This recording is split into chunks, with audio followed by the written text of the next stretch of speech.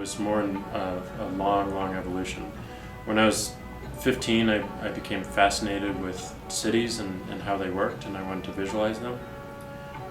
So I taught myself how to program so I could put a map in front of me on my computer screen. And then I learned how to put dots on that map, and then I learned how to move the dots around the map and constrain them within the map. So now I had this map with all these dots moving around, and I thought it was the most beautiful thing ever. But the dots were meaningless. So I was looking around and I started noticing taxi cabs and ambulances and fire trucks and police cars. These are all entities that are roaming about a city constantly, and they're always reporting what they're doing and where they are. And the where they are part is interesting because that allows me to plot them on the map. So suddenly I had meaning for my dots. And the what they're doing is interesting because if you click into the dot, now you can see their last date, their last status. I was bringing a heart attack patient to the hospital.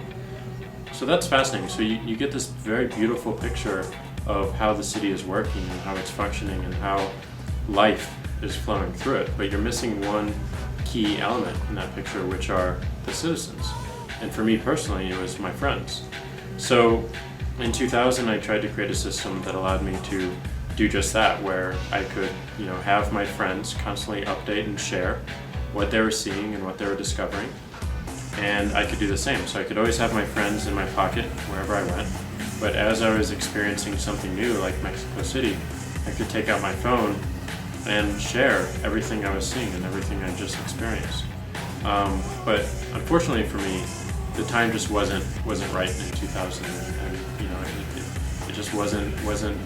The world wasn't ready for that sort of thing yet. In the U.S., it became ready in 2006, and SMS finally got big in the country. And I was working at a podcasting company called Audio, and the company was looking at using mobile phones for podcasting and really interested in group communication, and SMS was definitely at the top of our mind. So I brought up this idea that I worked on in 2000, feeling that this was the time for it. This was something we had to do. It's so simple, and I would have so much fun using it. And I was passionate enough that I was given 2 weeks to build a system. I had one other programmer, and we built the entire system in 2 weeks. And the first message on Twitter came at the end of that 2 weeks, and it says, inviting coworkers. And that was the start of it all. That was in March 26th of 2006.